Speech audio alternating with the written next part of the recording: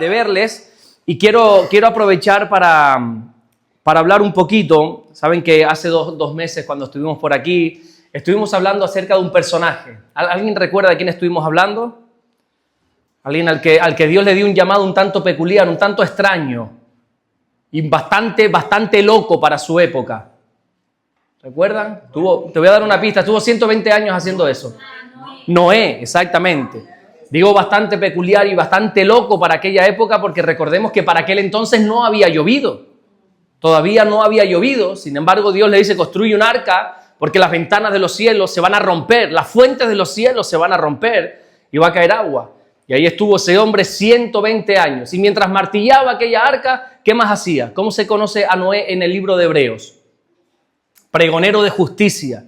Recuerdan que habíamos hablado de eso. Nosotros estamos sirviendo, activos en la obra, pero nunca dejando de predicar a la gente. Estamos activos dentro de la obra de Dios, construyendo la arca, que es la iglesia, ¿verdad? Pero a la vez estamos compartiendo la palabra a todos. Somos pregoneros de justicia, no de nuestra justicia, de su justicia, de la palabra de Dios. Y pregonamos la palabra de Dios a todo el que quiera venir a este arca de salvación. Amén. Y estuvimos hablando bastante de Noé. Y hoy me gustaría hablar, Dios mediante, a ver si nos da tiempo, hoy por la mañana y por la tarde, acerca de otro personaje que para mí es crucial. Me gusta mucho este personaje porque la Biblia habla mucho de él. Conocemos desde su niñez, casi hasta su muerte, aunque ya tenemos que irnos a la tradición para saber de qué murió este personaje. Me encanta porque tiene el mismo oficio que Dios me ha dado a mí, que es el oficio de pastor, es el servicio de pastor. Y estoy hablando de Timoteo, un joven que vamos a conocer en la Biblia a una edad temprana, aunque la Biblia nos va a dar datos de su pasado, desde su niñez, vamos a ver bastantes cosas de él. Vamos a la palabra en la segunda carta que Pablo le escribe a Timoteo. Esta segunda carta son las últimas palabras de Pablo. Y se las escribe a este hombre, a Timoteo.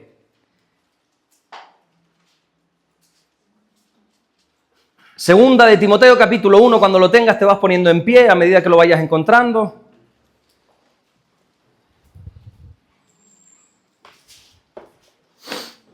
Y vamos a leer desde el versículo 3. 4 versículos nada más vamos a leer. Segunda de Timoteo, capítulo 1, versículo 3. ¿Lo tenemos? Amén. Y dice así la palabra de Dios: doy gracias a Dios, dice Pablo, al cual sirvo desde mis mayores con limpia conciencia, de que sin cesar me acuerdo de ti en mis oraciones noche y día. Qué bonito que alguien te diga eso, ¿no? Todos los días me acuerdo de ti y oro por ti. Qué bonito, ¿verdad? Qué bonito. Dice el versículo 4 que Pablo le dice a Timoteo: deseando verte, al acordarme de tus lágrimas para llenarme de gozo, trayendo a la memoria la fe no fingida que hay en ti, la cual habitó primero en tu abuela Loida y en tu madre Eunice, y estoy seguro que en ti también. Por lo cual te aconsejo que avives el fuego del don de Dios que está en ti por la imposición de mis manos. Amén. Hasta ahí vamos a leer nada más, vamos a orar. Señor, gracias te damos por tu palabra. Gracias, mi Dios, porque la podemos leer libremente, sin miedo a persecución, sin miedo a represalias. Señor, gracias por la libertad religiosa que por lo menos hasta el día de hoy gozamos aquí en Bruselas, Señor. Oramos en el nombre de Jesucristo que mientras tu palabra es predicada, Señor, que ocurran los prodigios, las señales, las maravillas, las sanidades, las liberaciones. Señor, todo lo que tu palabra dice y promete que puede ocurrir, oramos para que ocurra, Señor, esta mañana en nuestras vidas. Gracias te damos, mi Dios, en el nombre de Jesús, y solo el que lo cree dice fuerte, amén y amén. Puede ponerse cómodo si quiere. Pues como te decía, ahora vamos a estar hablando acerca de este hombre, de este joven que ya para este momento ya era grande, ya era un hombre, cuando Pablo le escribe la segunda carta, pero la primera vez que lo vamos a encontrar es un joven. Por ahí en Hechos capítulo 16 lo vamos a encontrar siendo un joven, y la Biblia nos da muchísimos detalles de Timoteo. Nos habla, por ejemplo, de su familia, nos da nombres concretos, precisos, de la madre, incluso de la abuela. Del padre no nos dice el nombre, pero sí nos dice su origen. La Biblia nos da el dato de dónde procede Timoteo, de un lugar llamado Listra, ¿verdad? Nos dice la procedencia de la madre, la procedencia del padre. La madre era judía, el padre era griego. Nos dice detalles pero tan íntimos como que, por ejemplo, Timoteo estaba circuncidado. Se nos dice quién lo circuncidó y quién no lo circuncidó. Porque hubo una persona que lo debería haber circuncidado y no lo hizo. Y alguien que no tenía nada que ver y sí lo hizo. Se nos da muchísimos detalles, nos habla de su educación, quién lo educó, quién lo instruyó. ¿Qué pasó en su niñez? ¿Cómo fue instruido? ¿En qué camino? Se nos dice incluso cosas personales de su vida como que tenía alguna enfermedad. ¿Alguien sabe qué enfermedad, qué constantes dolores tenía Timoteo? Del estómago, ¿verdad? Y entonces Pablo en aquella época, claro, le dice, mira, no bebas tanta agua, lo que tienes que hacer es bébete un vasito de vino por tus frecuentes dolores de estómago, ¿verdad? Por el tema de la fermentación. Algunos dicen, amén, yo también me duele el estómago. No, a ti no te duele el estómago, déjate, que ya gracias a Dios está el paracetamol y otras ciertas cosas. Pero se nos dice, constantes dolores de estómago tenía Timoteo, pero aún así eso no impedía que sirviese al Señor. Servía constantemente, nos habla de su llamado, de su fidelidad a Dios, de su fidelidad a la obra, de su fidelidad a su pastor, que era Pablo.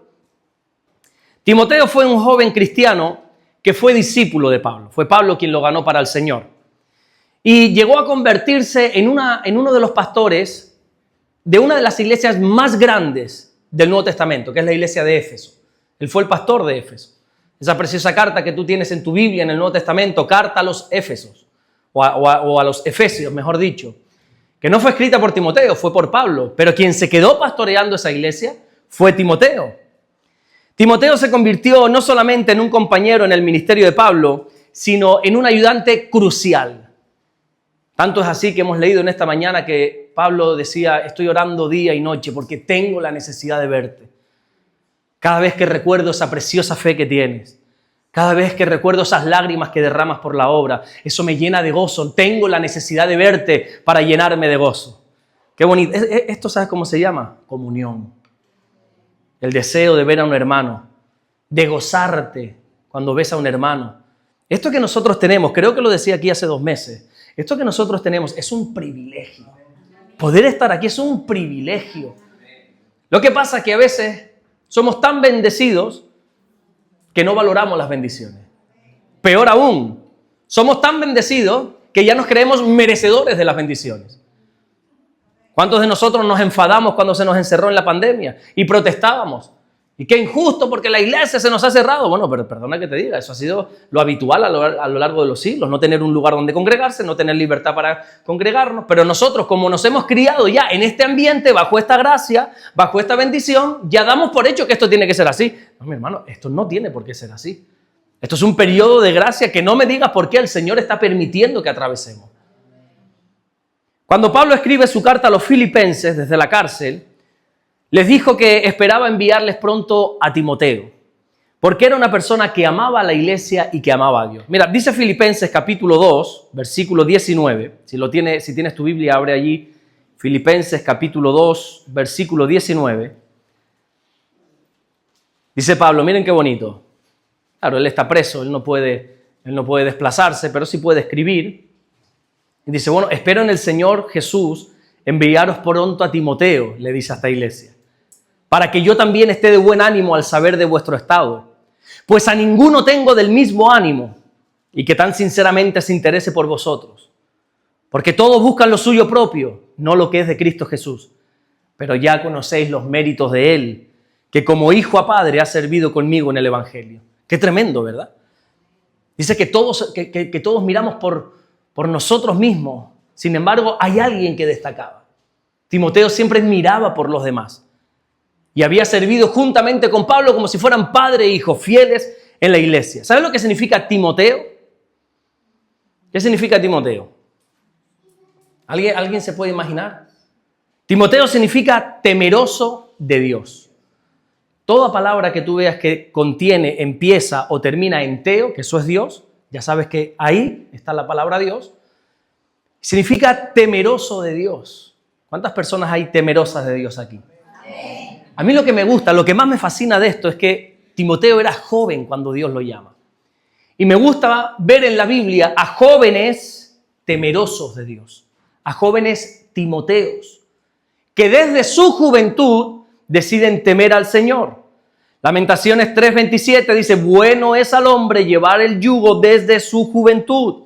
Honestamente, ¿a cuántos nos gustaría? A mí me gustaría, pero ¿a cuántos de ustedes les gustaría ver más jóvenes temerosos de Dios dentro de la iglesia? No temerosos, no jóvenes obligados a la iglesia. Yo sé que aquí no, pero en España cantidad de jóvenes van obligados a la iglesia. No sé si tú sabías eso. Los padres, como todavía son menores de edad, le dicen a los hijos, tienes que ir a la iglesia. No, es que no quiero, me da lo mismo. Tienes que ir a la iglesia. Pues saben que son los padres los que ponen las normas, ¿no? Papás. Ustedes saben que son los padres quienes ponemos las normas, no los hijos. Los hijos quieren quedarse en casa jugando a la Play, quieren quedarse con sus amigos en el parque, pero somos los padres quienes estamos llamados a instruir al hijo en el camino, no el niño instruye al padre en el camino, ¿verdad? Y en España sucede que hay jóvenes que están obligados, ¿te lo puedes creer? Obligados en los cultos, obligados en las iglesias, obligados a asistir a una reunión. Yo sé que para ustedes esto es rarísimo de escuchar, pero es cierto lo que les estoy diciendo. Adolescentes con una actitud que tú dices, a uno le dice, mira, mejor vete, pero no se lo puedes decir, lógicamente. Porque están obligados literalmente. Y hoy, por desgracia, creo que nos hemos acostumbrado a esto, a ver jóvenes obligados dentro de la iglesia. Y como que ya lo hemos normalizado y para darle respuesta a esto ya pensamos, le hemos puesto un término que es como, es que están en la edad. Están en esa edad de rebeldía que todos atraviesan. No, perdona, pero no. Lo siento mucho, pero no. Yo entiendo que en la adolescencia hay un periodo donde el niño no sé qué es lo que pasa, parece como que hay un cambio en su cerebro, o como que no tiene cerebro. Porque hay adolescentes que tú dices, yo no sé cómo Dios permite que a esta edad estén con esas actitudes. Pero bueno, pero a lo largo del tiempo, la Biblia nos muestra cómo los adolescentes también tienen que estar con temor de Dios. Y tienen que estar sirviendo al Señor desde la juventud, desde que son niños. Nosotros tenemos en la iglesia, y qué bueno que esté Meli y Gisela aquí para que den testimonio de esto. Nosotros tenemos a niños literalmente como mujeres en la iglesia, recogiendo la ofrenda, saludando en la puerta. Tenemos a niños en la alabanza. El domingo pasado estuvieron los niños en la danza, haciendo unas danzas durante toda la alabanza. Y los niños están sirviendo. Lógicamente, que tengan un testimonio, porque hay niños y niños, tú entiendes, ¿no? Pero niños que los padres estén consagrados, que el niño sea fiel al Señor, nosotros no le ponemos impedimento para servir. No, cuando tengas 15 años puedes empezar a servir. No. ¿Tienes 10 añitos? Sí. ¿Y quieres servir al Señor? Sí, pues bien puede. Tenemos, por ejemplo, a Dana, que Dana cumplió el otro día 10 años, por cierto, nieta de Mélida. 10 añitos cumplió el otro día que fuimos nosotros a su cumpleaños. Y ella está sirviendo de ujier. Y ella está sirviendo en la alabanza. Y ella se sabe todos los libros de la Biblia de memoria. ¿Tú te sabes todos los libros de la Biblia de memoria? A ver, empecemos. Génesis, Éxodo, Levítico. Ya, ahí empieza ya el murmullo. Josué dijo uno, no, todavía Josué. Espera, que todavía Josué no ha llegado. Qué bueno que haya ya niños, niñas, jóvenes, adolescentes con temor de Dios, ¿verdad? Y hoy, por desgracia, es más normal ver a un joven obligado en la iglesia que amando a la iglesia. Obligados dentro de la iglesia. Pero eso no debería ser así. Y que nosotros hayamos normalizado la actitud de estos jóvenes no significa que sea normal. Perdona, pero no, yo me resigno. Y yo entiendo cuando muchas veces algunos padres me dicen, no, es que están en la edad. Bueno, entiendo porque, oye, yo estoy hablando quizás desde un punto muy peligroso porque estoy en una edad que mi hija es pequeña y va a pasar por ese proceso y seguramente me voy a tener que tragar mis palabras. Pero aún así, no puedo cambiar el mensaje. El mensaje que yo encuentro en la palabra de Dios es un mensaje que los niños pueden servir al Señor. Mi hija, nosotros la tenemos sirviendo al Señor. El otro día en la palabra de los servidores, quien oró fue ella. Por cierto, una oración. Bueno, y claro, yo como padre, yo me quebranté, qué bonito. Y en la danza, y en todo lo que se puede. Ella juntamente con Damaris y conmigo reparte la Santa Cena, los domingos de Santa Cena. Y la repartimos, le estamos enseñando lo que es el temor a Dios. Y en la iglesia le enseñamos, en la alabanza no es un tiempo para jugar. Y hay otros niños saltando, brincando, estamos intentando decir a los padres, miren que esto es así, así, así. Y ella se enfada con nosotros. ¿Y por qué aquel y aquella sí? A mí lo que hagan los demás, perdón si soy un poco vulgar, me trae sin cuidado.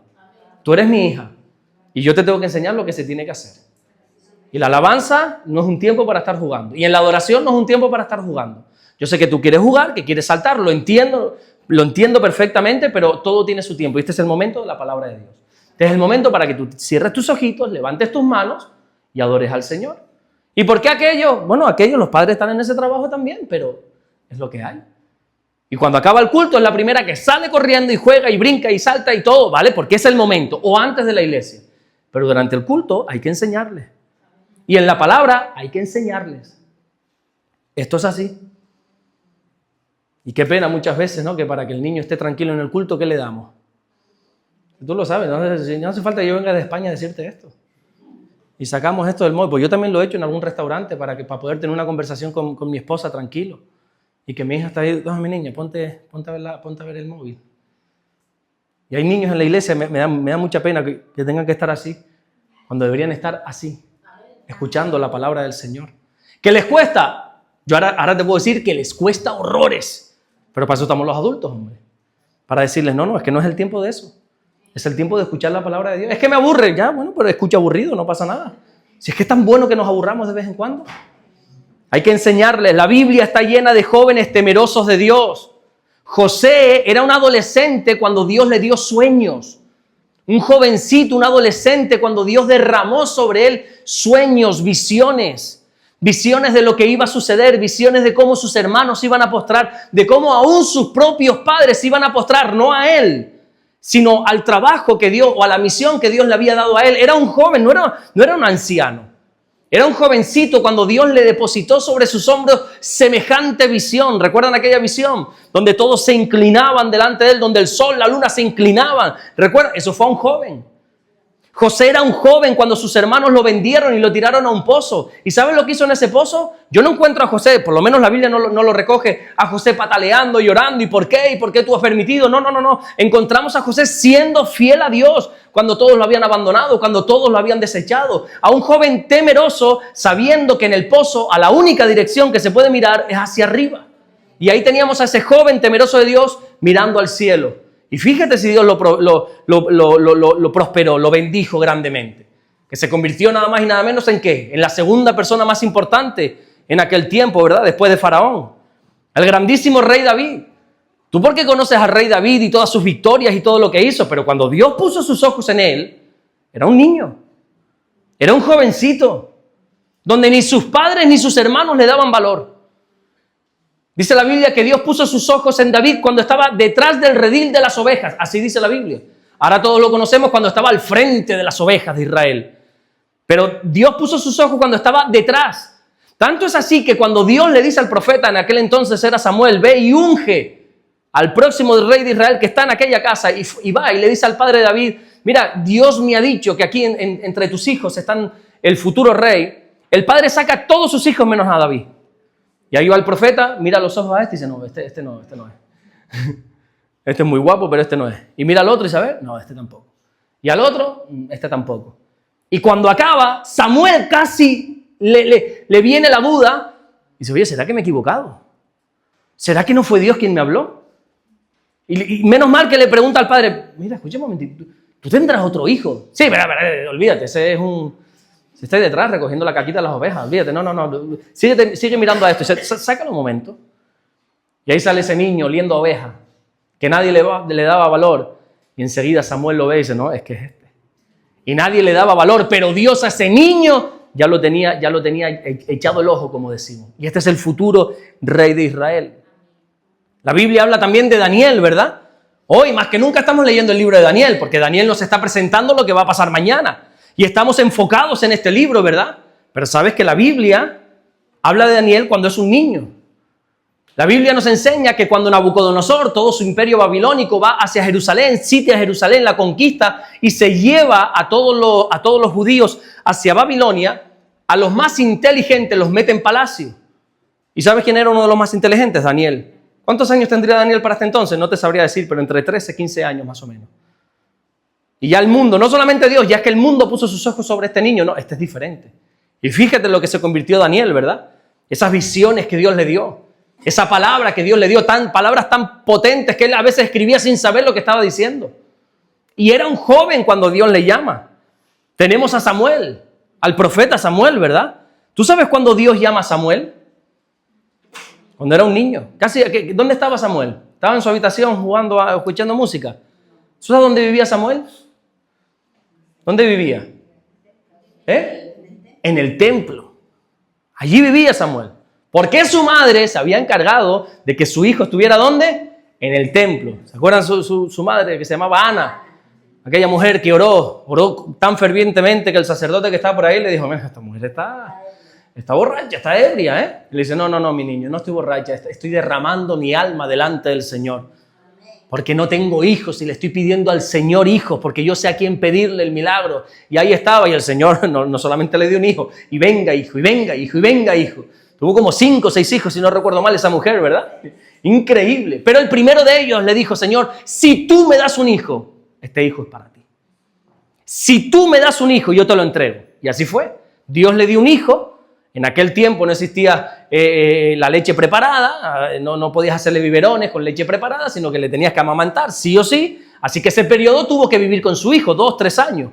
Pero cuando ya le quitó el pecho a ese niño, dice que lo subió nuevamente hacia el tabernáculo, hacia el templo, que para aquel entonces estaba en Silo, y lo dejó allí. Y ahí se crió el niño. En la iglesia, que es donde mejor se pueden criar los niños, en la iglesia. Y ahí había un sacerdote. ¿Alguien sabe cómo se llamaba el sacerdote? Elí. Que tenía 2 hijos, ¿verdad? ¿Los hijos eran buenos o eran malos? Malos. Oye, qué cosa, el hijo del sacerdote le salieron malos. Bueno, puede pasar también, Y ahí estaba, y mientras el sacerdote estaba durmiendo, hay alguien que estaba despierto. ¿Que era quién? Samuel. Y cuando Dios quiso traer un mensaje, ¿a quién se lo dio? ¿Al todopoderoso sacerdote? No, se lo dio al muchachito. Samuel. Era tan niño que dice Samuel, ay, me está llamando Elí, y se va a la habitación de Elí. Elí, ¿tú me estás llamando? Y Elí le dice, mira, duérmete que yo creo que estás soñando. Segunda vez lo mismo, Samuel. Oye, pero este Elí me está llamando. Y vuelve a la habitación, no, que no. Elí parece que se le enciende un poco la bombilla y le dice, mira, yo creo que es Dios quien te está hablando. Puede ser, no sé. Creo que es el Señor, pregúntale a ver si es Él. Hasta que la tercera vez le dice el Señor, Samuel. Y Él le dice, habla porque tu siervo escucha. Y a ese niño Dios le da un mensaje. ¿Tú sabes cuál era el mensaje que Dios le dio a este muchachito? Le dice, el sacerdote está haciendo las cosas mal, ve y repréndele. Primera misión que se le da a un niño. Ve y Tú imagínate que la misión que Dios te dé a ti sea ir a tu pastor y decirle, mira, que te estás equivocando. A uno de estos niños que hay, mira, dile al pastor Manolo. Vete y dile. Así fue. Y ese niño, ¿verdad? ¿Cómo creció? ¿Cómo se fortaleció? De hecho, fue el que te estaba hablando ahora que ungió al rey David como rey de Israel. Y fue un niño, no fue un adulto. ¿Cuántos conocen el milagro de la multiplicación de los alimentos? Cuando al Señor le seguían multitudes y el Señor para predicar a veces se alargaba. Ya era de noche y la gente decía, ya es que no da tiempo de regresar, tenemos que quedarnos aquí. Pero no hay para darles de comer. Y de repente aparecen por ahí unos poquitos peces, unos poquitos panes, ¿verdad? Y el Señor hace un milagro. Y bueno, ¿y de dónde sale esa comida? ¿De dónde sale? De un niño, dice la Biblia. Un niño que pasaba por ahí y que tenía esos poquitos alimentos y se los ofreció al Señor. Y la fe de un niño se puso a competir con la de un adulto, con la de un discípulo de Jesús, pero el discípulo de Jesús le dijo, ¿qué es esto para tantos? Pero el niño dijo, bueno, quizás no es mucho para todos, pero es algo. Y el Señor, viendo la fe de este niño, cogió esos alimentos, los levantó, dio gracias al cielo y empezó a repartirlo. El milagro comenzó en un niño, no en uno de los apóstoles. El milagro no comenzó en Pedro. El milagro no comenzó en Juan o en Tomás o en Andrés, en un niño que pasaba por ahí. Porque un niño con fe aquí, eso puede cambiar absolutamente todo. Pero para eso hay que instruirlos, para eso hay que decirles, para eso hay que enseñarles. Yo lo siento mucho, pero me niego a creer que en esa multitud no habría adultos con alimentos.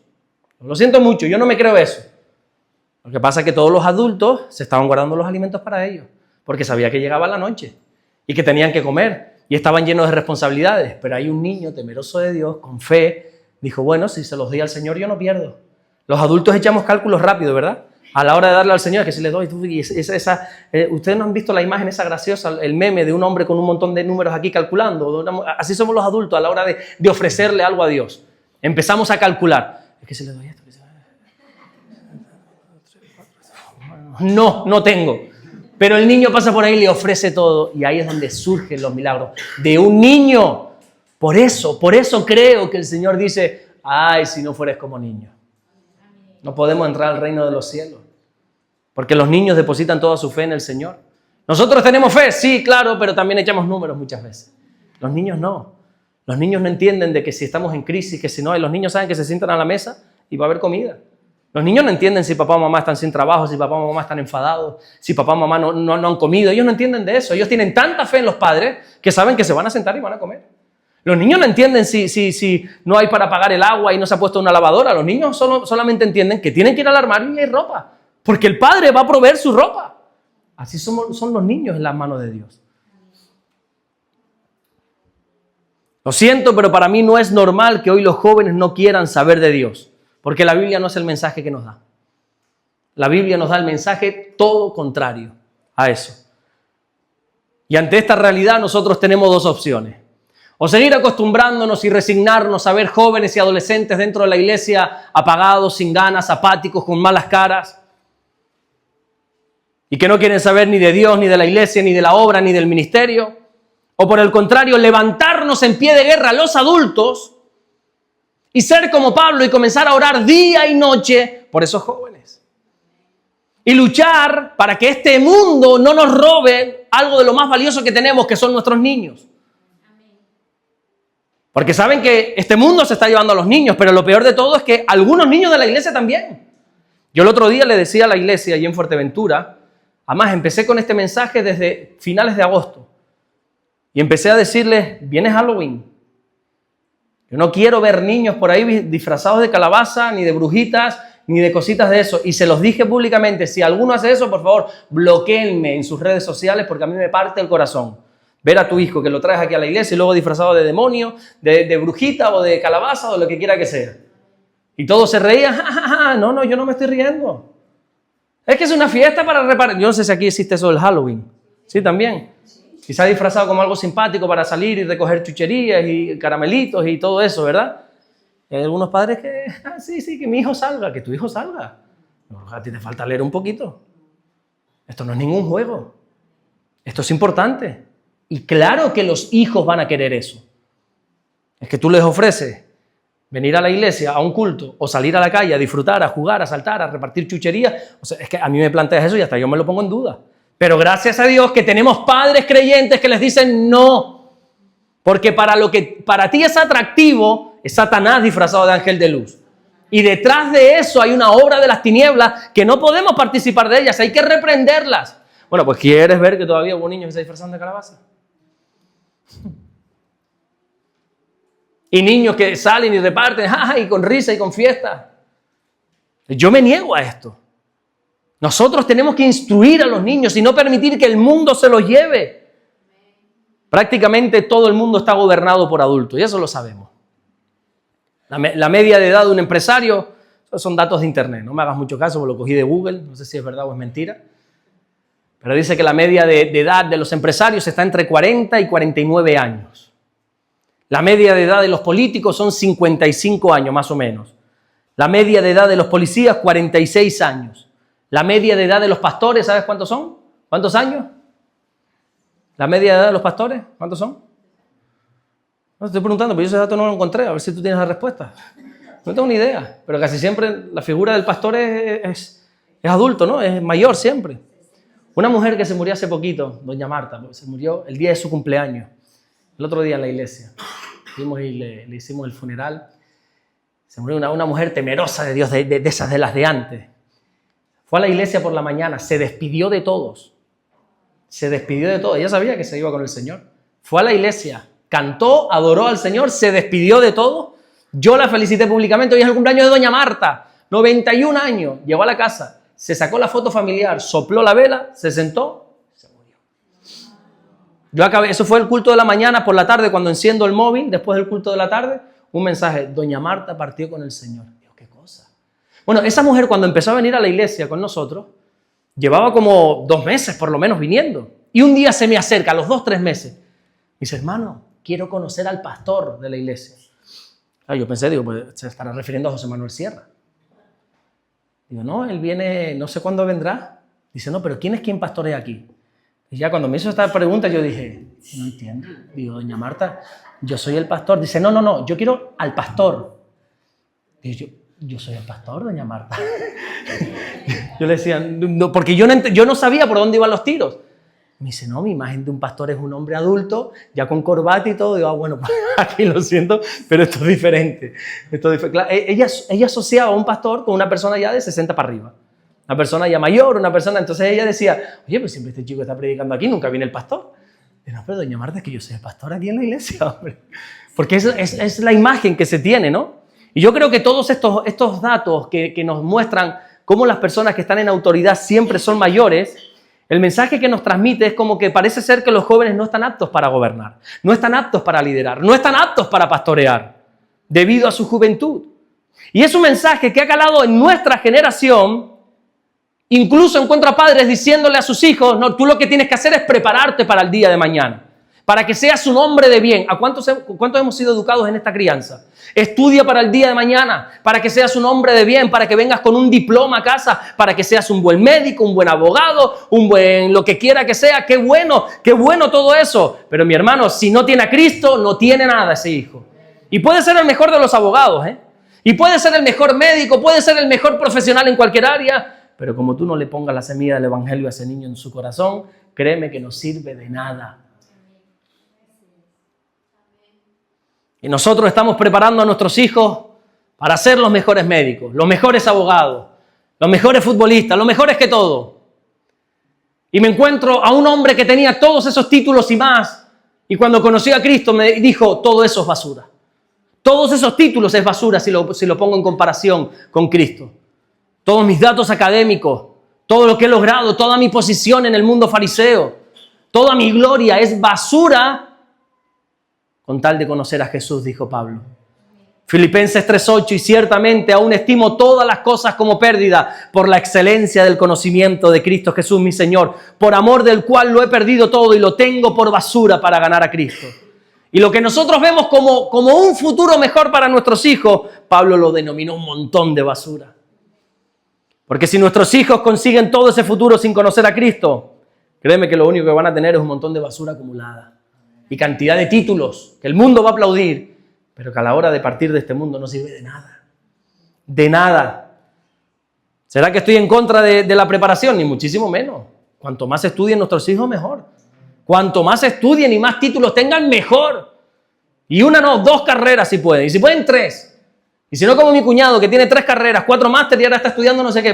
¿Puedes hacerlo? Hazlo. Pero si no tienes a Cristo, eso no te sirve de nada. En medio de las universidades, de los colegios, de todo, conoce a Jesús. Camina con Jesús. Eso hay que educarle a nuestros hijos. Que conozcan al Señor. Y este Timoteo, este joven, mira qué testimonio más bueno tenía en la iglesia. Toda persona que conocía a Timoteo hablaba bien de él.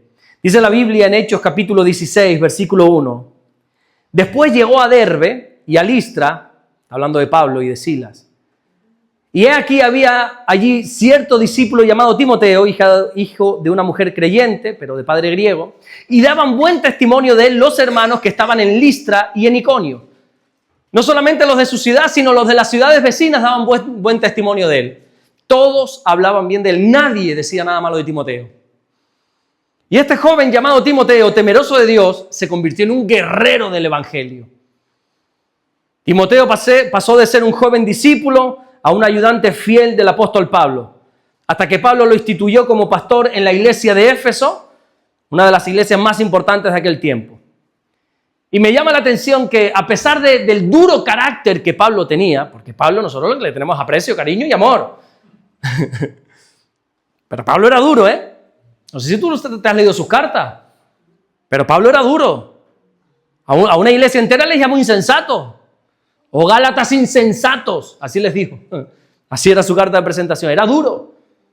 Era un hombre que no le temblaba el pulso a la hora de exhortar a quien fuera. Al mismo apóstol Pedro le llamó la atención. Eres un hipócrita, le dijo en un momento dado. Has caído en el pecado de simulación. Así le dijo, así se encuentra en la Biblia. Pedro, ya siendo apóstol, que por un momento parece como que se equivocó, él estaba con los judíos y rechazaba a los gentiles, pero cuando se juntaba con los gentiles sí hablaba bien con ellos. Y Pablo, que ve este trato de Pedro, dice, este tipo es un falso, este tipo es un hipócrita, dice. y le llama la atención. Pablo va donde Pedro, aquel que se puso en pie en el Pentecostés y predicó, y 3.000 personas, un tipo con un testimonio tremendo. Pero Pablo va y lo reprende, eso que estás haciendo está mal. Y dice que en la Biblia que hubo una discusión no pequeña entre ellos. ¿Sabes lo que significa eso? Que ahí se dijeron de todo menos bonito. Luego se reconciliaron, lógicamente. Tú vas a encontrar en una de las cartas de Pedro unas palabras muy bonitas hacia Pablo. Eso nos habla de que hubo una reconciliación. Porque aquí podemos tener diferencias o no. Pero aquí nos tenemos que reconciliar. O vamos a ser como los del mundo que nos enfadamos en un momento dado, estamos en desacuerdo y ya cruz y raya para toda la batalla. Y yo me puedo tener un enfrentamiento con Sayari en un momento dado y no gustarme algo de él y decírselo, o él de mí decírmelo. Y nos enfadamos.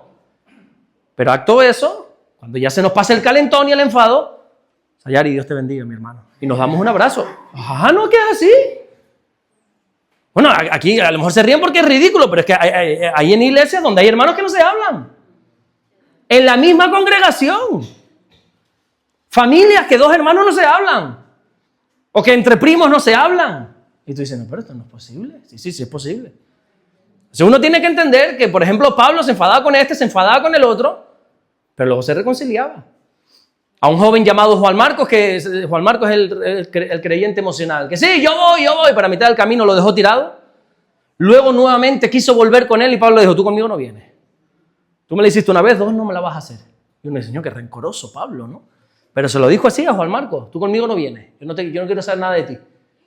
Pero más adelante vemos que Pablo dice, mira, tráigame a Juan Marcos, que me es útil para el ministerio. Se reconcilió con él, porque es así, podemos tener diferencias, pero nos reconciliamos. Y Pablo era un hombre duro, un hombre de carácter, que lo veía todo el rato y decía, pero Pablo está todo el día enfadado, mijo. Una sonrisita de vez en cuando. Sin embargo, cuando hablaba de Timoteo, ¿te has dado cuenta de las palabras que le dedica a Timoteo? Siempre palabras bonitas. Siempre palabras buenas, palabras de halago, palabras bonitas. 1 Timoteo capítulo 1, versículo 2 dice, este es mi verdadero hijo en la fe. Qué bonito, ¿verdad? En 1 Corintios capítulo 4, versículo 17 dice, por esto mismo os he enviado a Timoteo, que es mi hijo amado y fiel en el Señor. Romanos 16, 21 dice, Timoteo, mi colaborador. 1 Tesalonicenses capítulo 3, versículo 2, y enviamos a Timoteo, nuestro hermano, servidor de Dios. Este hombre duro, que era Pablo, pero aún así podía reconocer el buen testimonio de Timoteo, de este joven. Y las últimas palabras que nosotros conocemos de Pablo fueron dedicadas a este joven, a Timoteo, 2 Timoteo 4:6, porque yo ya estoy para ser sacrificado y el tiempo de mi partida está cercano. Últimas palabras de Pablo. ¿A quién van? A Timoteo. Pablo no lo instituyó como pastor porque era su amigo. Ah, me cae bien. Es mi amigo y entonces aquí como es mi amigo, sabes que a veces es así, ¿verdad? Ponemos al amigo de turno en un puesto de responsabilidad porque es mi amigo. No. Simplemente lo puso porque Timoteo era un hombre de Dios. Fíjate si era un hombre de Dios que desde niño, no sé a qué culto asistió Timoteo, que desde niño alguien le profetizó que iba a ser un pastor. ¿Dice eso la Biblia? Dice eso la Biblia. 1 Timoteo 1:18, este mandamiento, hijo Timoteo, te encargo, le dice Pablo, para que conforme a las profecías que se hicieron antes en cuanto a ti, milites por ellas la buena milicia.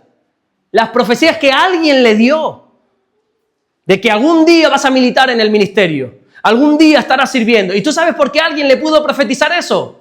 Porque hubo una madre y un padre, o más bien una madre y una abuela, que lo llevaban a los servicios, que lo llevaban allí donde estaban los hombres y mujeres de Dios. Y alguien le puede decir, veo en ti que tú vas a estar sirviendo al Señor, que tú vas a militar. Y Pablo años después se los dice, se está cumpliendo en ti esas profecías, mi niño. Y estás militando hoy aquí en las filas del Evangelio porque alguien te profetizó. Todo cuanto estudiamos de la vida de Timoteo siempre va en aumento, su vida siempre va hacia más.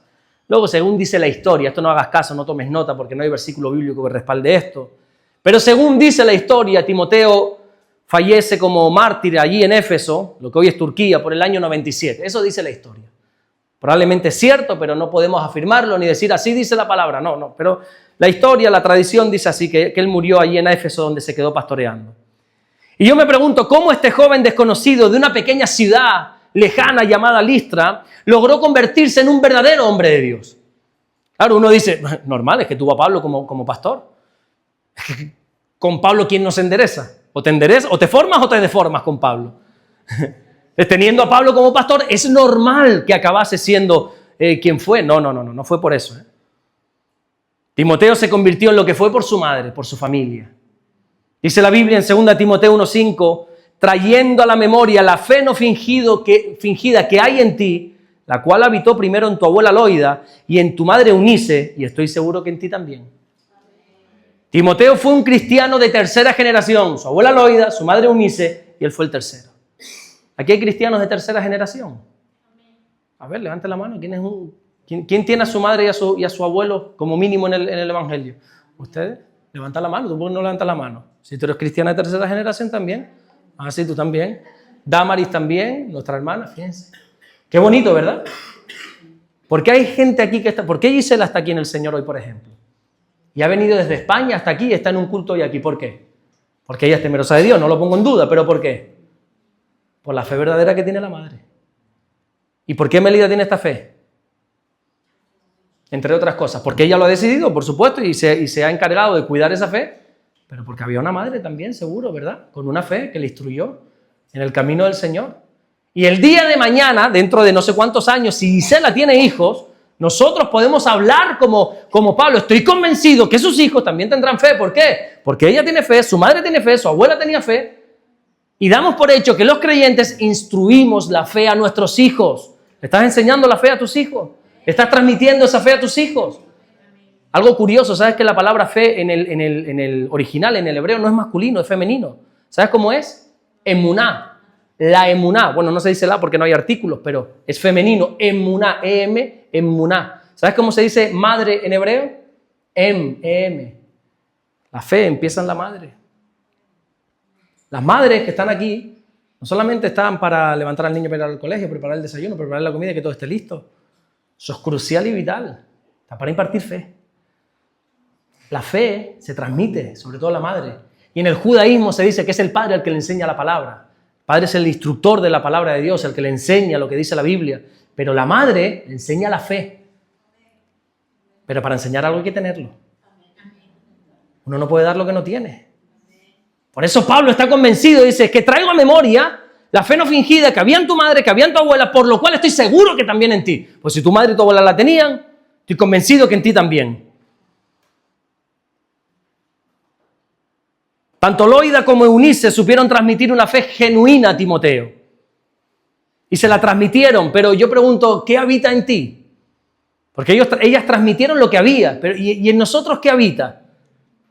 ¿Hay una fe buena para poder impartir a nuestros hijos? Porque ahora lo fácil es decir, no, es que nuestros hijos están en una edad difícil, no lo pongo en duda, pero ¿no será quizá que ahora los padres no tenemos la misma responsabilidad, el mismo temor de Dios? Y por eso nuestros hijos están saliendo un tanto más débiles en el Señor. Porque tampoco vamos a cargar tanto a nuestros hijos, ¿verdad? No, es que eso es una edad difícil, que no lo pongo en duda. Pero vamos a hacer una autocrítica a los adultos. ¿No será que quizá no tienen un buen ejemplo en casa? No quizá que no sea que quizá no vean tanto a su padre de rodillas orando, con la Biblia abierta, a la madre también. ¿No será eso? Porque Pablo achaca la fe de Timoteo a su madre y a su abuela. Y el resultado, Timoteo, es indudable. Blanco y en botella, leche. Eunice fe, Loida fe, Timoteo fe, es que no queda otra. Entonces, si Timoteo no tiene fe, no, es la edad, no es la edad, quizá puede ser Loida el error. Puede ser Eunice que no hizo bien su trabajo. Entonces, mi querido hermano, no nos acostumbremos a ver jóvenes, adolescentes que no quieren saber de Dios. No quiero dejarte un peso de culpa sobre tus hombros, ni muchísimo menos, porque eso no es el trabajo de ningún pastor, y mucho menos de la palabra del Señor, porque la Biblia nos libera de la culpa. Esto es para que nos examinemos, pues la Biblia dice en varias ocasiones, examinaos a vosotros mismos. Que nos examinemos, oye, ¿cómo está nuestra fe? ¿Por qué me cuesta tanto que mis hijos anden rectamente delante de Dios? ¿Por qué? Quizás nos falta oración día y noche. Yo para mi vergüenza lo digo, yo no he estado un día y una noche entera orando por mi hija. Yo sé que tú sí, seguro, pero yo 24 horas, no. Y Pablo, sin embargo, por un discípulo sí, orando día y noche. Siempre estoy orando por ti, Timoteo. Qué importante es que nuestros hijos sean buenos estudiantes, no lo pongo en duda. Qué importante es que nuestros hijos sean educados. Qué importante es que nuestros hijos tengan todas las necesidades cubiertas. Pero más importante es que nuestros hijos conozcan al Dios vivo y verdadero. Que tú como padre, que tú como madre, le enseñes a tus hijos el camino y les instruyas para que cuando sean grandes y tú ya no estés en este mundo, ellos sepan caminar, para que se sepan conducir en la casa de Dios, dice la Biblia. O no necesariamente para cuando tú no estés, porque ya hayas partido con el Señor, sino que cuando tú no estés delante, cuando tus ojos no estén sobre ese niño sepa qué decisión tomar. Ese niño sepa que hacer eso no está bien, que hacer lo otro no está bien. Qué importante es que nosotros como padres eduquemos así a nuestros hijos. Loida y Eunice le enseñaron a Timoteo desde que era un niño la palabra de Dios. Segunda Timoteo 3:14, si quiere Humberto pase, ya vamos terminando porque quiero orar un ratito. Dice segunda Timoteo 3:14, pero persiste, le dice Pablo a Timoteo, persiste tú en lo que has aprendido y te persuadiste, sabiendo de quién has aprendido y que desde la niñez has sabido las sagradas escrituras, las cuales te pueden hacer sabio para la salvación por la fe que es en Cristo Jesús. Desde niño fue instruido en la palabra de Dios. Y Pablo le dice, persiste en lo que has aprendido. Bueno, pero a los niños de hoy se les puede decir eso, persiste en lo que has aprendido. ¿Y yo qué he aprendido? Te diría el niño. ¿Y yo qué he aprendido? ¿Qué le estamos enseñando a nuestros hijos? ¿Qué le estamos enseñando? ¿Qué prioridades le estamos enseñando a nuestros hijos? ¿Sabes que nosotros estamos trayendo a Rebequita aquí no por placer? Tanto para ella, que es nuestra prioridad, como para nosotros, es mejor que ella se quede en su casa. Con mis abuelos, con mis padres, perdón, con sus abuelos, con sus amigos, con Mélida, que muchas veces la cuida. Es más cómodo para nosotros y mejor para ella. Pero no, que venga y que sepa lo que es servir al Señor y que sepa a lo que sus papás se dedican. Y que la carga la tienen sus padres, pero ella está viendo quiénes son sus padres y qué hacen sus padres. Y que salimos y lo pasamos en grande. Y vamos a comer por aquí, a disfrutar y saludamos y nos lo pasamos, mejor dicho. Pero que venimos a servir a un Dios. Y venimos a postrarnos delante de un Dios. Y venimos a predicar de ese Dios. Y venimos a enseñar a ese Dios. Y hay que enseñarle a nuestros hijos. Enseñarles la palabra. Yo no tengo ese talento para enseñarle a los niños, lo reconozco. Pero Damaris, eso es una fuera de serie. Pregúntale a mi hija quién es Adán y Eva. Te cuenta la historia. Adán y Eva mordieron la manzana porque Satanás les tentó, dice. Pregúntale quién es Jonás. Te cuenta la historia de Jonás de arriba. Y Job, pregúntale quién es Job. Pregúntale todas las historias que ella te contesta. Pues se le está impartiendo. En este caso, Damaris. Yo no me puedo tirar un mérito que no tengo, de verdad. Pero estamos trabajando en eso. Hay que enseñarle a nuestros hijos. Iglesia, hay que enseñarle a nuestros hijos el temor de Dios. Estamos viviendo en tiempos peligrosos. Por cierto, Pablo se lo dijo a Timoteo. Vendrán tiempos peligrosos. Ayer me llené de rabia, de llanto. Yo no sé qué sentimiento fue cuando me bajé del avión. ¿Sabes lo que vi? A un musulmán en medio del aeropuerto, arrodillado rezando. Mira tú eso. Y a uno le da vergüenza sacar la Biblia y ponerse a leer aquí. Y este tipo aquí, rodeado de cientos de personas, de miles de personas y aquí adorando a su Dios. ¿A qué estamos jugando nosotros? ¿A qué estamos jugando nosotros? Estas dos mujeres, una madre y una abuela, fueron quienes formaron al joven Timoteo, porque al final son las familias quienes forman a los jóvenes. No son los colegios, no son los profesores, no son los colectivos, no son los amigos, no son los teléfonos, mucho menos las televisiones, son los padres. Es la familia quien tiene que formar a los niños. Es en casa donde se educa a los niños. Nosotros tenemos más que comprobado en qué casa se vive a Dios y en qué casa no. Es tan evidente en la escuela bíblica, en la escuela de niños allí. Tú ves a los niños y dices, en esa casa hay temor de Dios. En esa casa no.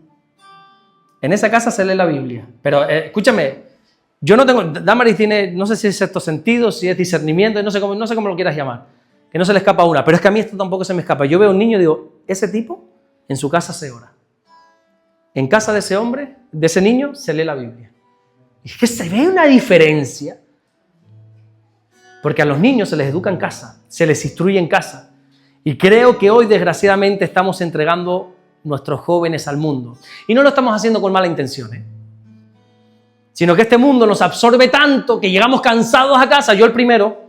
Por eso digo, no te quiero cargar de una culpa, porque yo no estoy exento de esto. Llegamos tan cansados que lo cómodo es, mira, ponte a ver la tele. Coge el móvil, toma, mírate la peliculita. Y estamos permitiendo que otros eduquen a nuestros hijos. ¿Me dejas contarte una historia de 5 minutos y terminamos? Bueno, no son 5 minutos, pero... Sí, 5 minutos, si no ya corto, de verdad se los digo. Hoy quiero orar por los padres, quiero orar por los niños, por las familias y por todo.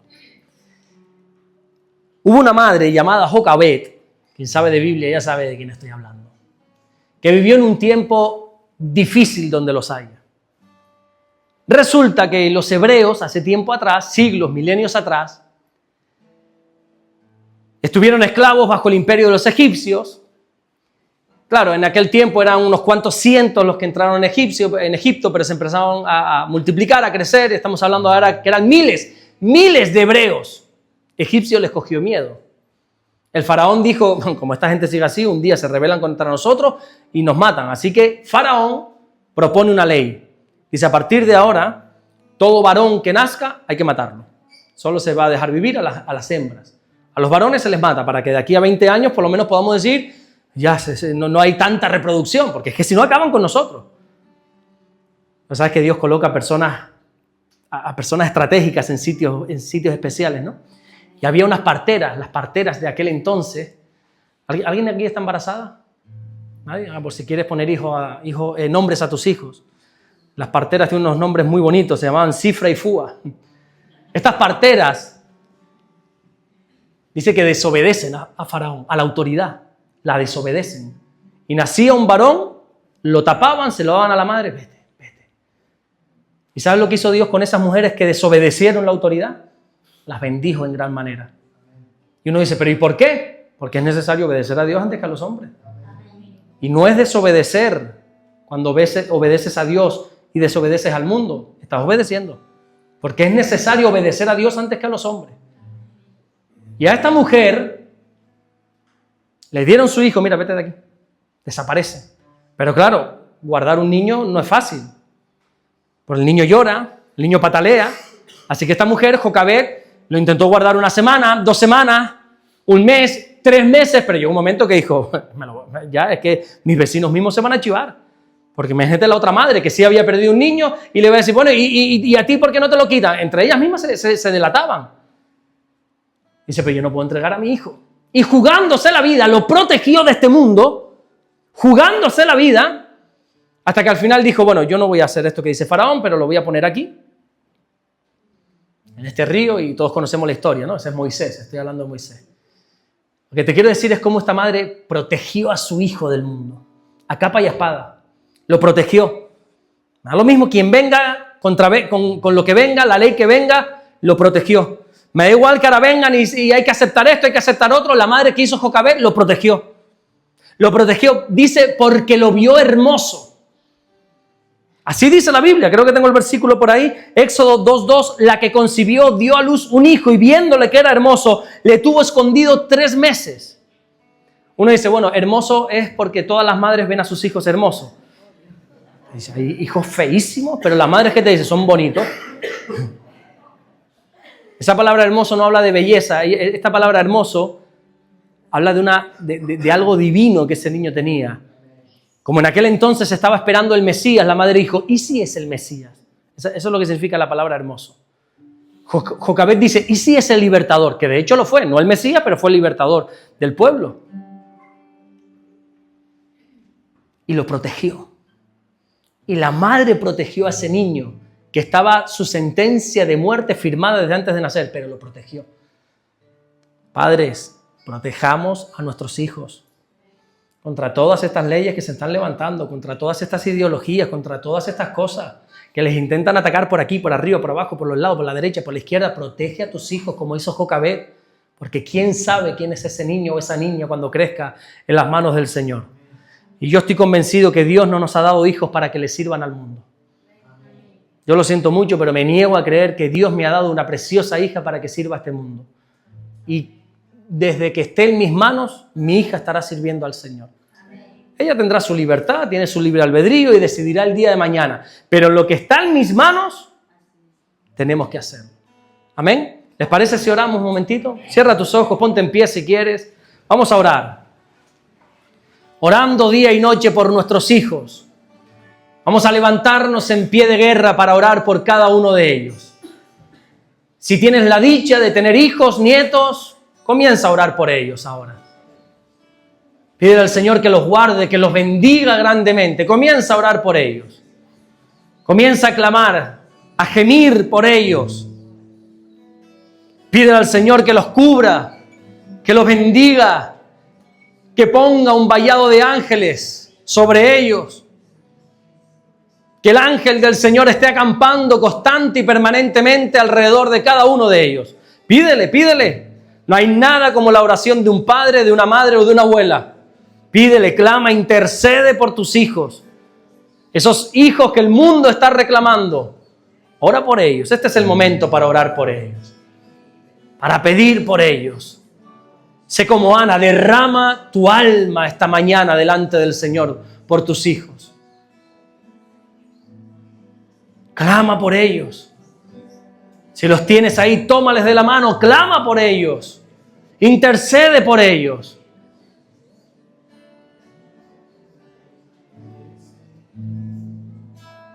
Pídele a tu Dios que bendiga a tu hijo, que lo bendiga, que su presencia esté siempre sobre esos muchachitos, sobre esos jóvenes. Pero sobre todo pídele que puedan tener un encuentro. Señor, oro por mi hija para que te conozcas, Señor. De la misma manera que te hemos podido conocer su madre y yo. Que te conozcan, Señor. Oro por mi hija para que ella pueda tener un encuentro contigo. Que ella te ame, Señor, como su madre te ama, como su padre. Que ellos te conozcan, que ellos te sirvan, aún desde su niñez, Señor. Señor, oro por esta iglesia de Bruselas, por todos estos muchachitos que veo, Señor. Por todos estos jóvenes, adolescentes, que te sirvan, aún desde esta edad, Señor. Que no miren al futuro pensando el día de mañana serviré. Que te sirvan ahora, Señor. Que como ese muchachito lleno de fe te dio lo que tenía y tú hiciste el milagro. Que así sean ellos, Señor, llenos de fe. Desde esta edad que te puedan servir, Señor. Y que ellos puedan comprobar cuál es tu voluntad para ellos. Esa buena, perfecta y agradable voluntad para ellos. Bendícelos, Señor. Señor, oro por los padres. Que nos dé sabiduría, Señor. Padre, nos hace falta sabiduría. A mí el primero, Señor. Y tu palabra dice que si alguno estamos falta de sabiduría, que te lo pidamos a ti y tú nos la vas a dar abundantemente y sin reproche. Y en esta hora, Señor, nos ponemos delante de ti reconociendo que nos falta sabiduría y mucha, Señor. Derrama sabiduría sobre los padres. Derrama sabiduría sobre las madres, Señor, para saber inculcar lo que tú has depositado en nosotros, en nuestros hijos. Para poderlos saber instruir en medio de estos tiempos peligrosos. Danos sabiduría, Señor, para saber instruir a nuestros hijos en tus caminos. Y que cuando pase el tiempo, y si tú no has venido antes, que sean nuestros hijos los que aquí estén sirviéndote. Que no falte ni uno. Es más, que todos sus amigos también estén en este lugar, Señor. Danos sabiduría, Señor, para que ninguno de ellos se pierda en este mundo. Danos sabiduría para hacerles ver, mi Dios, que es mejor estar un día en tu casa que 1000 fuera de ella, Señor. Danos sabiduría, pero sobre todo, Señor, ayúdanos a transmitir ejemplo en nuestras casas. Que seamos íntegros en casa, Señor. Ayúdanos, Señor, a andar en la integridad de nuestras casas, como dijo el salmista. Que seamos íntegros y que ellos puedan ver en nosotros integridad y santidad. Que ellos no solamente vean que hablamos de un Dios, sino que vean que servimos a ese Dios. Danos integridad, Señor. Oro por las familias, que tú las bendigas grandemente. Oro por cada una de ellas aquí representadas, Señor, que tu presencia more en cada hogar, en cada casa. Encontramos en la Biblia, Señor, cómo el enemigo lo primero que atacó fue la familia, el matrimonio. Oro por las familias, pidiendo tu bendición, Señor. Oro por todos los matrimonios, Señor, que quizás están atravesando momentos difíciles, momentos complicados. Tú eres el Dios de los imposibles. Tú eres el Dios de la reconciliación. Tú eres el Dios de la restauración, Señor. Oro para que tú restaures todo lo que tenga que ser restaurado, Señor. Bendice los hogares. Que tu presencia more en nuestras casas, como lo hizo en la casa de Obed-Edom, y toda la casa fue bendecida por ti, Señor. Oramos para que seas tú el que reine en nuestras casas, Señor. Que sea tu presencia, tu paz, la que reine en nuestros hogares, mi Dios. Oramos, mi Dios, para que guardes a nuestros hijos en los colegios. Protégelos de toda falsa enseñanza. Protégelos, Señor, de toda doctrina demoníaca, Señor, que quieran implantarla en sus vidas. En el nombre de Jesucristo, oramos por ellos. Guarda sus mentes, precioso Dios. Guarda sus mentes, guarda sus corazones, Señor. Protégelos, mi Dios. Y como dice tu palabra, que sus ojos miren siempre lo recto. Guárdalos, mi Dios. Que donde nosotros como padres no podemos llegar, que tu Espíritu Santo los sigas guiando hacia la verdad. Cuando no los vemos, cuando ya no los podamos controlar, cuando ya ni siquiera podamos tener autoridad sobre ellos, que seas tú, Espíritu Santo. Que seas tú guiando hacia toda verdad. Que seas tú redarguyendo, Señor. Cuando nosotros ya no podamos llamar ni a la atención a nuestros muchachos, que seas tú redarguyendo. Que seas tú, Espíritu Santo, convenciendo de pecado. Que seas tú trayendo, Señor, convicción. Y que ellos se acuerden del Dios de esos padres, como dice tu palabra, y que decidan servirte también a ti. Señor, gracias. Gracias por cada persona que aquí está. Gracias, Señor. Gracias, Señor. Yo te pido que los bendigas grandemente. Tú conoces, mi Dios, el esfuerzo que cada uno de los que estamos aquí hemos hecho para estar aquí, Señor. Y tú no eres deudor de nadie. Tú no eres injusto. Yo sí, nosotros todos somos injustos, olvidadizos. Pero tú no eres injusto para olvidar nada de lo que hacemos por ti. Y tú recompensas según las obras, Señor. Bendice a cada persona que ha venido en este lugar, Señor. Bendícenos, Señor, en el nombre de Jesucristo.